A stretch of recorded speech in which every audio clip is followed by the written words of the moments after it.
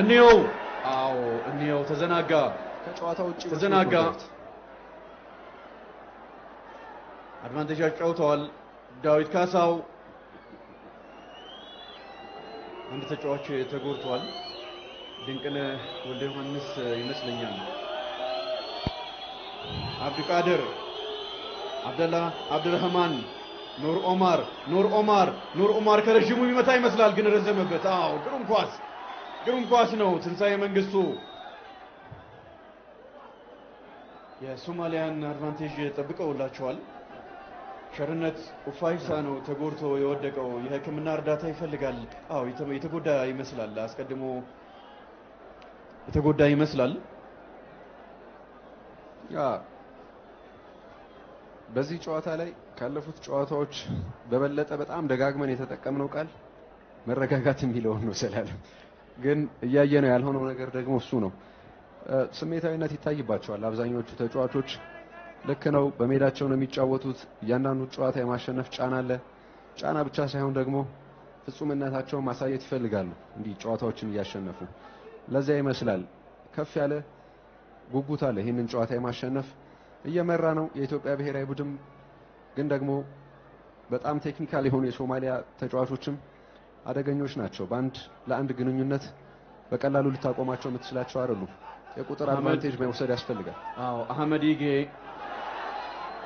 ቢላል የሱፍ ላይ ጥፋት ሰርቷል ድንቅነህ ወልደ ዮሐንስ ቢጫ ካርድ ተመልክቷል አሰልጣኝ ቤንዚመር ከአልቢትር ኦማሪ ካዮኮ ጋር ከመነጋገር ቦታውን እንዲይዝ ድንቅነህ ወልደ ዮሐንስን ሲመክሩ ተመልክተናል የሶማሊያ ደጋፊዎች ብሔራዊ ቡድናቸው ጎል እንዳያስቆጥር ባለ ፍላጎት ትኩር ብለው እየተመለከቱ ነው አስቀድሞ የነበረው ደስታ አሁን የለም ምክንያቱም የመጀመሪያውን ጎል ካስቆጠሩ በኋላ ዳዊት ካሳው ሁለት ጎሎችን አስቆጥሮ ቀይ ቀበሮችን ወደ መሪነት አምጥቷል አብደላ አብዱራህማን አብደላ ግሩም ኳስ ግን አቤኔዘር ነበረ አቤኔዘርም ቢያልፍ ኑር ኦማር ግሩም ቦታ ላይ ነበረ ቢኒያም አብርሃ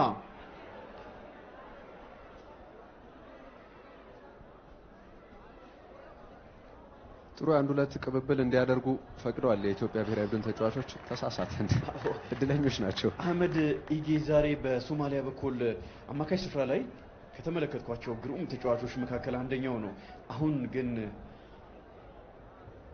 የተለካ ኳስ አልነበረም በዚህም ሁለቱም ተበሳጭተዋል ምክንያቱም ሰዓት የለም 72ኛ ደቂቃ ላይ ነው የምንገኘው በዚህም ምክንያት ጎል ማስቆጠር ይኖርባቸዋል በርግጥ የመጀመሪያ ጨዋታ ሰለሞን የምታስታውስ ከሆነ ሩዋንዳ ላይ ያቻነት ጎል አስቆጥረዋል 90 ደቂቃ ከተጠናቀቀ በኋላ ነው ያስቆጠሩትና እስከ መጨረሻ ደቂቃ ድረስ ጎል ለማስቆጠር የሚታተር ብሔራዊ ቡድን ነው አስደናቂ ኳስ ዳዊት ካሳው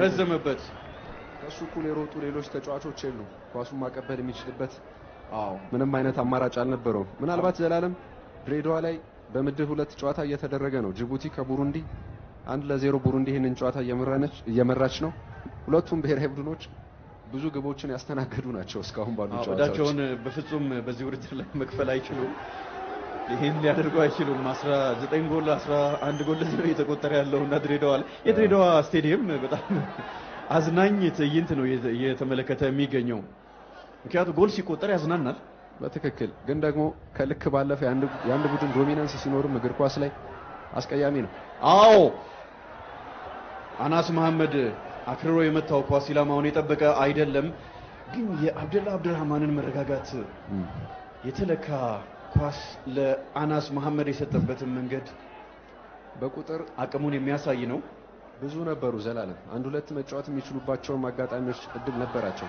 የኢትዮጵያ ብሔራዊ ቡድን ተጫዋቾች ሲከላከሉ አሁንም ደካማ ናቸው አደገኛውን ዞን እየጠበቁት አይደለም ካደጋ ድንቅነህ ወልደ ዮሐንስ ጥፋት ሰርቶበታል ቴክኒካል ፋውሎችን ነው የሚሰሩት ብዙ ጊዜ የሶማሊያ ብሔራዊ ቡድን ተጫዋቾች ስትሪት ፉትቦል ላይ ተጫውተው ያደጉ ልጆች ይሄን በማድረግ የተካኑ ናቸው ወልደ ዮሐንስ የሆሳና ልጅ ነው ሀዲያ ሆሳና ነው የሚጫወተው ለዚህ ነው ክለቦቻችን አዳጊዎች ላይ እንዲሰሩ ታዳጊዎች እንዲሆኑ አዳጊዎቻችን ላይ እንዲሰሩልን የምንመክረው ወጣት ተጫዋቾችን ክለቦች ፍሬዎቻቸውን እየተመለከቱ ነው። ስለዚህ አዎ አህመድ ከግብ ክልሉ ኳሱን አርቋል። ግን ደግሞ ከናን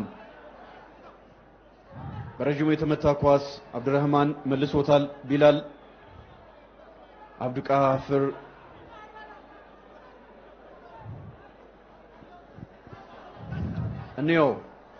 እኔው ከጨዋታ ውጪ ነበረ። ኳሱም ረዝሟል፣ ግን ከጨዋታ ውጪ ነበረ። ስለዚህ ክለቦቻችን አዳጊዎች ላይ ሊሰሩ ግድ ይላቸዋል። በዚህ ውድድር ላይ ጥሩ ስራ የሰሩ ክለቦችና አካዳሚዎች ፍሬያቸውን እየተመለከቱ የቀጣይ ጊዜ ክለቦቻቸውም ተስፋዎች ናቸው። መሐመድ 2-3 ተጫዋቾችን አለፈ። አስደናቂ ኳስ ኑር አህመድ። አዎ ተመስገን ከበደ በግሩም ሁኔታ ተቀብሎታል። አናስ መሐመድ ኳሱ ለኔ ነበር የሚገባው፣ ለኔ ብታቀብለኝ የተሻለ ነው በሚል ብስጭቱን ወደ አሰልጣኝ ቡድን አባላት ፊቱን አዙሮ ነው ብስጭቱን እየገለጸ የሚገኘው። ግን የመጀመሪያውን ጎል ያስቆጠረው ኑር መሐመድ በግሩም ሁኔታ ቦታ ይዞ ከተቀበለ በኋላ ኳሱን በቀጥታ ነው እየመታው። መሐሙድ ኦስማን ማንዴላ ተቀይሮ ይገባል። ቢኒያም ሶስቱንም ጨዋታዎች ረጅም ደቂቃዎችን ሜዳ ውስጥ ቆይቷል። ቢኒያም የኢትዮጵያ ብሔራዊ ቡድን አምበል ነው። ሁለተኛው አምበል ትንሳኤ መንግስቱ ቀጣዮቹን ደቂቃዎች በአምበልነት ይመራል። ቢኒያም አብርሃ ይወጣና ማንዴላ ተቀይሮ የሚገባ ተጫዋች ነው። የዳኛው ትዕግስት ግን የሚያስገርም ነው ለሶማሊያዎች። ማንዴላ ሱቱላ ተቀይሮ ገብቷል። ጉድ ኔቨርሁድ ኢትዮጵያ ለሚባል አካዳሚ ነው የሚጫወተው። ቀላል ኳስ ተመስገን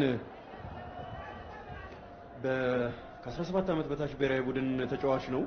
ቀጣይ በጣም ወሳኝ የሚባሉ የእድሜ እርከኖች ከፊቱ ይጠብቁታል። 19 ዓመት፣ 21 ዓመት እነዚህ በጣም ወሳኝ እና ወደ ትልልቅ ውድድሮች የሚያመራባቸው ናቸው። ምናልባት የኢትዮጵያ ብሔራዊ ቡድን አሁን ነው አስገራሚ ኳስ ግሩም ሀፍተርን ነው አሁን ነው ቀላል ኳስ ነው። እኔ አላስፈላጊ ጥድፊያዎችን ነው ማስተውለው በዚህ ጨዋታ በኢትዮጵያ ብሔራዊ ቡድን በኩል ኳሱን ይዞ ረጅም ሰዓት እግራቸው ላይ ደብቀው ማቆየትም አልቻሉም። አደገኛው ተጫዋች አሁንም ኦማር ከጨዋታ ውጪ ነው። እንዴት አይነት ኳስ ነው! ሰለሞን መሐሙድ ኦስማን ለምን ተጠባባቂ ወንበር ላይ እንደቆየ በፍጹም ልረዳ አልቻልኩም። እሱን ልልህ ነበር እኔ አሁን ተቀይሮ ከገባ በኋላ እየፈጠረ ያለው ተጽዕኖ በግልጽ የሚታይ ነው። ዳርከን ላይ ለሚባል ክለብ የሚጫወት ግሩም ተጫዋች ነው። የፈጠራ አቅሙ ከፍ ያለ ነው። የአሁኑ ኳስ ኑር ኦማር ከጨዋታ ውጪ ነው። በእርግጥ ግን እይታውን የሚያሳይ ኳስ ነው። ኳስ የሚገፋበትን አቅጣጫ መገመትም አስቸጋሪ ነው ለተጋጣሚ ቡድን ተጫዋች። አብዱራህማን መሐሙድ በረጅሙ የመታውን ኳስ ድንቅነ መልሶታል። ግን አሁን የኢትዮጵያ ብሔራዊ ቡድን በሶማሊያ የግብ ክልል ያለው ተጽዕኖ ፍጹም ቀንሷል። አስቀድሞ እንደነበረው አይደለም። ምናልባት ሁለተኛ ጎል በመቆጠሩ ምክንያት ተረጋግተዋል። ይህንን ነጥብም አስጠብቆ መውጣት ለብሔራዊ ቡድኑ ወሳኝ ይሆናል። አንድ የሚመራ ቡድን ይህንን ማድረግ አለበት። ግን ደግሞ ጫናዎችም ቸርነቱ ፋይሳ ግሩም ኳስ ዳዊት አህመድ መስመሩ ለቆ በግሩም ሁኔታ ነው ኳሱን የያዘው። ዳዊት ካሳው የተጎዳ ይመስላል።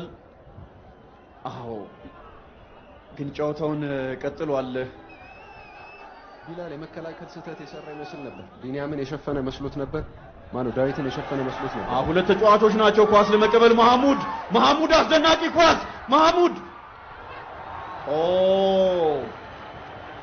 እንዴት አይነት አስደናቂ ክህሎት ያለው ሶማሊያ ተጫዋች ነው መሐሙድ ኦስማን።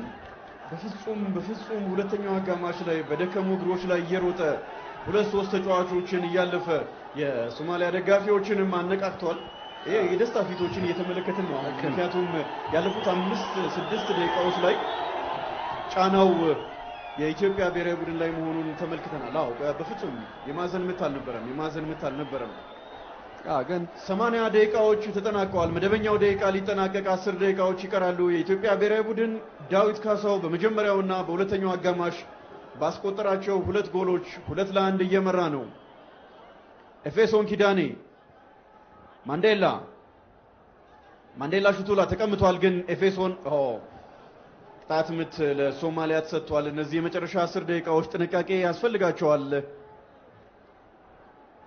ጎሎችን የማስቆጠር ችግር በመጨረሻ ደቂቃዎች ጎል የማስቆጠር ችግር ያለበት ብሔራዊ ቡድን አይደለም። እስከ መጨረሻ ድረስ ተስፋ የማይቆርጥ ብሔራዊ ቡድን ነው።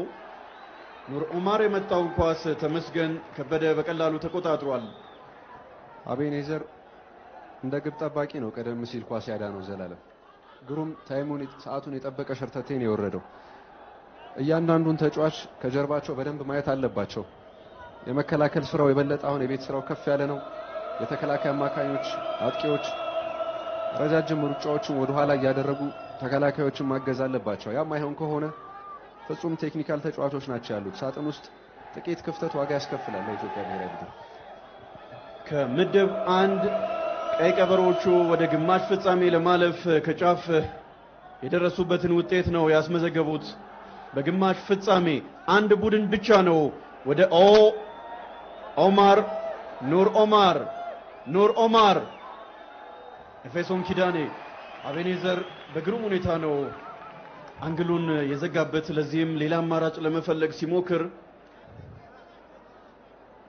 ኤፌሶን ከግብ ክልሉ ኳሱን አርቋል። በጣም አሪፍ ነው። በሁለቱ በግራ መስመር በኩል ባሉ ተከላካዮች መካከል ያለው ጥምረት መሐሙድ ይሄን የሶማሊያ ቡድን ያለማድረግ ግን አይቻልም። ዘላለም በጣም ግሩም እግር ኳስ ነው የሚጫወቱት። ግን ማስቆጠር ላይ እንደ ኢትዮጵያ ብሔራዊ ቡድን እድለኛ አይደሉም። አደገኛ ሙከራዎችን አድርገዋል። ከምንም በላይ ግን ኳሱን የሚያንሸራሽሩበት መንገድ ፍጹም ውበት የተሞላ ነው። በተለያየ ቦታ ላይ ያሉ ደጋፊዎች እየተቀባበሉ የኢትዮጵያ አዳጊዎችን ለማበረታታት እየሞከሩ ነው።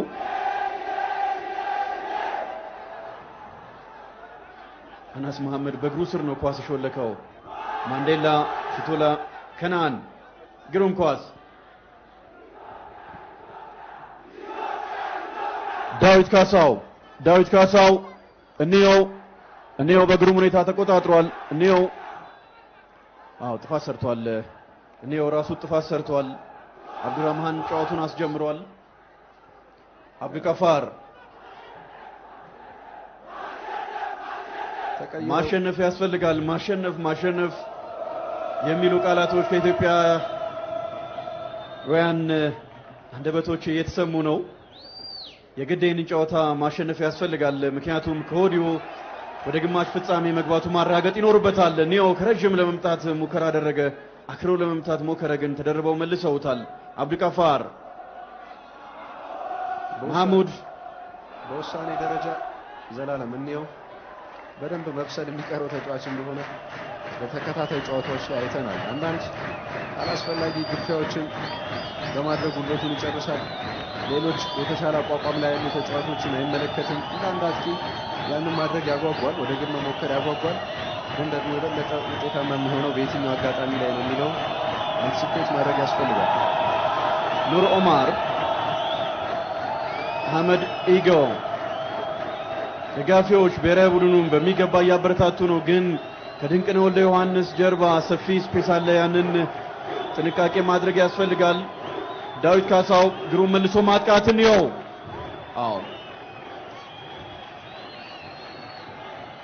የመስመር ውርወራ የኢትዮጵያ ብሔራዊ ቡድን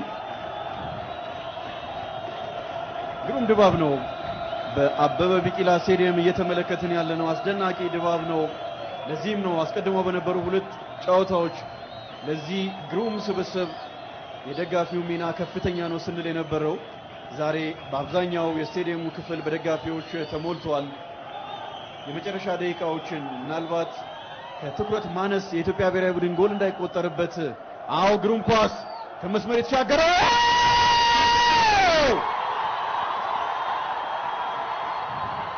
አህመድ ተሰናብቶ እንየው ከመስመር ሶስተኛውን ጎል ለኢትዮጵያ ብሔራዊ ቡድን አስቆጥሯል። ፍጹም ያልጠበቀው ኳስ ነው። አህመድ አህመድ አቤኔዘር አለማየሁ አንድ ተጫዋች ከቀነሰ በኋላ ለአጥቂው ለእንየው ሴንተር የሚያደርግ ይመስል ነበረ፣ ግን በቀጥታ ወደ ጎል ሄደው ኳስ ተቆጥሯል።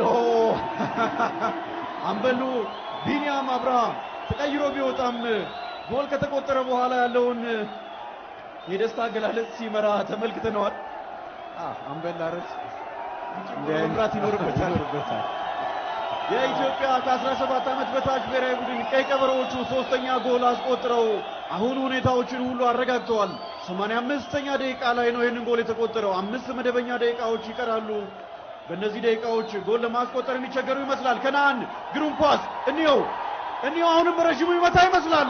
እንየው ያገኛቸውን ኳሶች ሁሉ በቀጥታ የአህመድን መረብ ለመድፈር አክሮ ነው የሚመታው። እስካሁን ውጤታማ አይደለም። በእርግጥ ከዚህ አስቀድሞ በነበሩ ጨዋታዎች ጎሎችን ሲያስቆጥር ተመልክተናል። ትንሣኤ መንግስቱ ወደ ውጭ አውጥቷል። የማዕዘን ምት ሶማሊያ። እንዴት አይነት አስደናቂ ኳስ ነው! አስቦበት የተመታ ኳስ ነው። ሰለሞን አይደለም፣ ድንገተኛ ነው። መጀመሪያ በሎጭ ያለፈ ኳሱን በቀጥታ ወደ ግብ ነው የመታው። ያልታሰበ አጋጣሚ ነው። ሙሪዲ አብዲ ኑር ኦማር ለሶማሊያ ሁለተኛ ጎል አስቆጠረ። ምንድነው የተፈጠረው? እንዴት አይነት ታምራዊ ጨዋታ ነው! ግልጽ አይደለም። 87ኛው ደቂቃ ላይ ኑር ኦማር ከማዕዘን ምት የተሻገረውን ኳስ ለሶማሊያ ሁለተኛ ጎል አስቆጥሯል። ጨዋታው ወደ 3-2 ተቀይሯል። አሁን ደግሞ ደስታቸውን የመግለጽ የመጨፈር ተራቸው ተረክበዋል ሶማሊያዎች።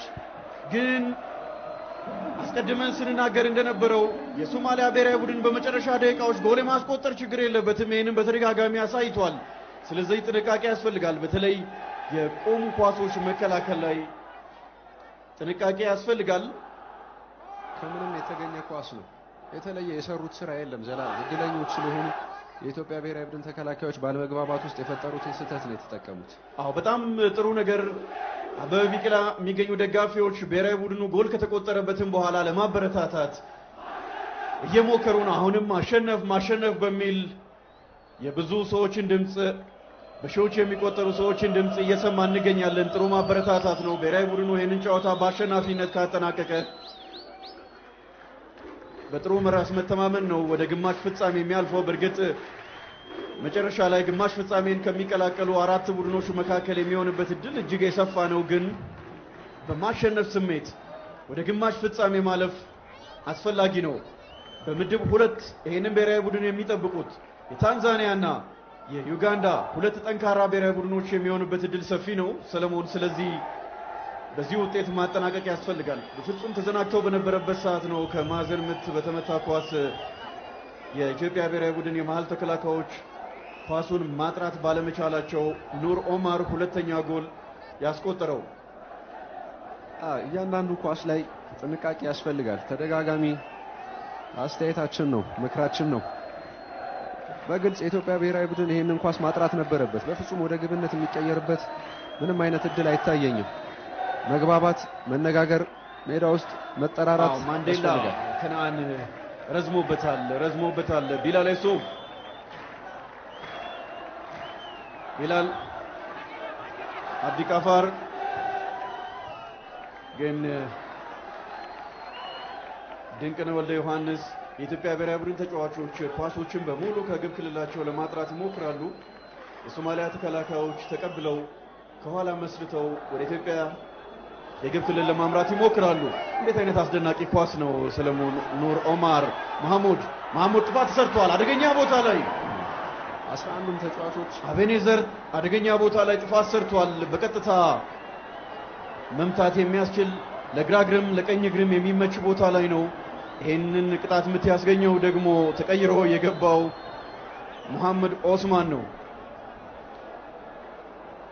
መሐሙድ አደገኛ ተጫዋች ነው። ተደጋጋሚ ድሎችን እየፈጠረ ነው። በሁለት ተከላካዮች መካከል ጀብደኛ ሙከራ ነው የሞከረው። በማንዴላና በትንሣኤ መንግስቱ ነው አይደለ? በሁለቱ መካከል ለማለፍ ነው ሙከራ ያደረገው። ይዘው አስቀርተውታል። ሶማሊያ ደጋፊዎች በመጨረሻ ደቂቃ ጎሎችን ሲያስቆጥር ለነበረው ብሔራዊ ቡድናቸው አስቀድሞ እንደነበሩ ጨዋታዎች ሁሉ አሁንም በመጨረሻ ደቂቃ ጎል አስቆጥሮ በአቻ ውጤት እንዲጠናቀቅ ለማድረግ ተጫዋቾች ግድግዳውን የሰሩበት ሜትር ግን እጅግ በጣም የረዘመ መሰለኝ። ሶል ለግቡ በጣም ቀርበዋል። ትክክለኛውን ልኬት አድርገዋል ዳኛው አላውቅም አይመስለኝም። በጣም የረዘመ ነው። እጅግ በጣም የረዘመ ቦታ ላይ ነው። ረጅም ነው። ከኳሱ ረጅም ሜትሮች ርቀት ላይ ነው የቆሙት። ለግብ ጠባቂ አስቸጋሪ ቦታ ነው። በግራም በቀኝም ከባድ ይሆናል። መሃል ላይ ነው። አስቀድሞ አስደናቂውን ኳስ የሞከረው አብደላ ግን ተመስገን ከበደ በግሩም ሁኔታ ደጋፊው ጎል የተቆጠረ ያክል ነው ደስታውን የገለጸው። ምክንያቱም አስጨናቂ ቦታ ላይ ነበረ። 90 ደቂቃዎች ተጠናቀዋል። 90 ደቂቃዎች ተጠናቀዋል። ተጨማሪ ደቂቃዎች ናቸው የሚቀሩት። በቅያሬ ይህንን ሰዓት ማኔጅ ማድረግ ኳሱን በራስ እግር ላይ ለማቆየት መሞከር የኢትዮጵያ ብሔራዊ ቡድን ያለው ቀሪ ድል እሱ ነው። 6 ደቂቃዎች ተጨምረዋል። እነዚህ 6 ደቂቃዎች ኢትዮጵያ ከ17 ዓመት በታች ብሔራዊ ቡድን ማስጠበቅ ይኖርበታል። ኤፌሶን ኪዳኔ በረጅሙ የመታውን ማንዴላ የጫና ፈጥሮ ኳሱን በጭንቅላት ገጭቶ አሽራፍ መሐመድ ወደ ውጭ አውጥቷል። የመስመሩ ሮራ ለኢትዮጵያ ብሔራዊ ቡድን። የሶማሊያ ተጫዋቾች ዘላለም በጣም የተለየ ብልሃት ነው እያየሁባቸው ያሉት። በኢትዮጵያ ብሔራዊ ቡድን የተከላካይ አማካኞችና በተከላካዮች መካከል ሌላ መስመር ይሰራል፣ ቀጥ ያለ መስመር እና ያ ለኢትዮጵያውያን ለመከላከል አስቸጋሪ አድርጓል።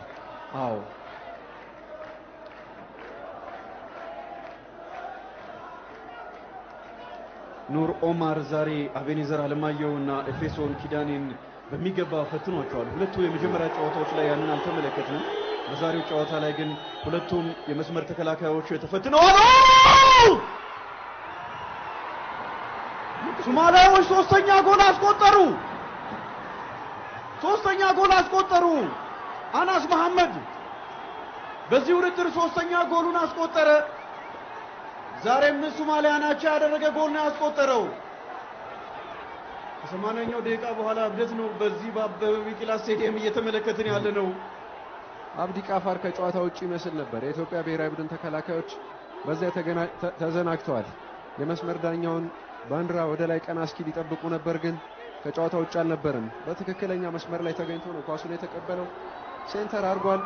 ተመስገን ኳሱን የመቆጣጠር ሰፊ እድል ነበረው። ይዞታል ኳሱን። ለምን እንደለቀቀው በጫና ውስጥ ይሁን ምናልባት በመልሶ እይታ ስንመለከት እና ይሆናል፣ ግን ተከላካዮችም በቅርበት ነበሩ። ማጽዳት ይችሉ ነበር ኳሱን። ተመልከት፣ ሴንተር ተደረገ።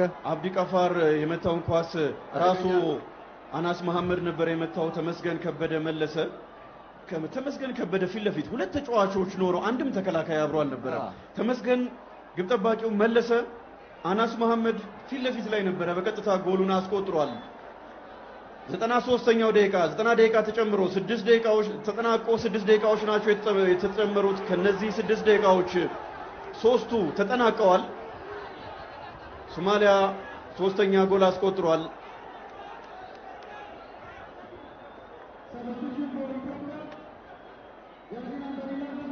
ተቀይሮ የገባው ከነአን ተቀይሮ ወጥቷል። አስገዳጅ ካሊድ አክመል ነው ተቀይሮ የገባው። ካሊድ አክመል የኢትዮ ኤሌክትሪክ ተጫዋች ነው። ምናልባት መሃል ላይ አስቀድሞ የነበሩ ተጫዋቾች እነ ቅዱስ ዳዊት፣ አሚር ሚስባ ተቀይረው ከወጡ በኋላ ፍጹም ብልጫ ተወስዷል። የተቆጠሩትም ጎሎች ለኢትዮጵያ ብሔራዊ ቡድን እድለኝነትን የሚጠይቁ ነበሩ። ጊዜያቸውን የጠበቁ ሸርተቴዎች ማድረግ ያስፈልጋል። ምናልባት ዛሬ የመጀመሪያው ጨዋታ ላይ እንደምታስተውሰው አሰልጣኝ ቤንዚመር ተጫዋቾች ጫና ውስጥ ገብተው ነበረ የሚል አስተያየት ሰጥተው ነበረ። ዛሬ ደግሞ በስቴዲየም ከፍተኛ ቁጥር ያለው ደጋፊ መግባቱ ተጫዋቾችን ይበልጥ ሊያነሳሳ ነው የሚገባው። ተረጋግተው መጫወት ይጠበቅባቸዋል። የሁለቱን ቀናት ጨዋታ አልተመለከትንም። ዛሬ 3-1 ሲመራ የነበረው ብሔራዊ ቡድን ሁለት ጎሎች ተቆጥረውበት አሁን 3 አቻ ሆኗል። የሶማሊያ ብሔራዊ ቡድን በጣም የሚያስገርም ነው። የመጀመሪያ ጨዋታ ላይ መራ፣ 2-1 ተመራ። መጨረሻ ደቂቃ ላይ ጎል አስቆጥሮ አቻ አጠናቀቀ። ሁለተኛው ጨዋታ ላይ መርቶ እንደዚሁ በኬንያ ጎል ተቆጥሮበት ባቻ ውጤት ነበር የተጠናቀቀው። የኢትዮጵያ ብሔራዊ ቡድን 3-1 ሲመራ ነበረ። የመጨረሻ ደቂቃዎች ላይ ጎሎች ተቆጥሮበት አሁን 3 አቻ ሆነዋል። ቸርነት ኡፋይሳ የመታውን ኳስ አብዱራህማን መሐመድ በጭንቅላት ገጭቶ መልሶታል። በመልሶ ማጥቃት ሶማሊያዎች በጣም የተደራጀ ግሩም እግር ኳስ ነው የሚጫወቱት። ድንቅነህ ወልደ ዮሐንስ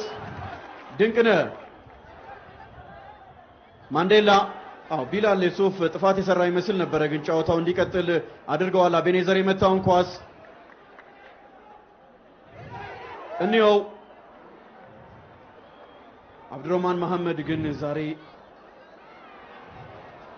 ለእንየው በፍጹም ቦታ አልሰጠውም። 30 ሰከንዶች ብቻ ተጨማሪ ደቂቃ ላይ ቀርተዋል። ማንዴላ ኳሱ ወጥቷል። የመስመር ውርወራ አስጀምረዋል አብዱራህማን።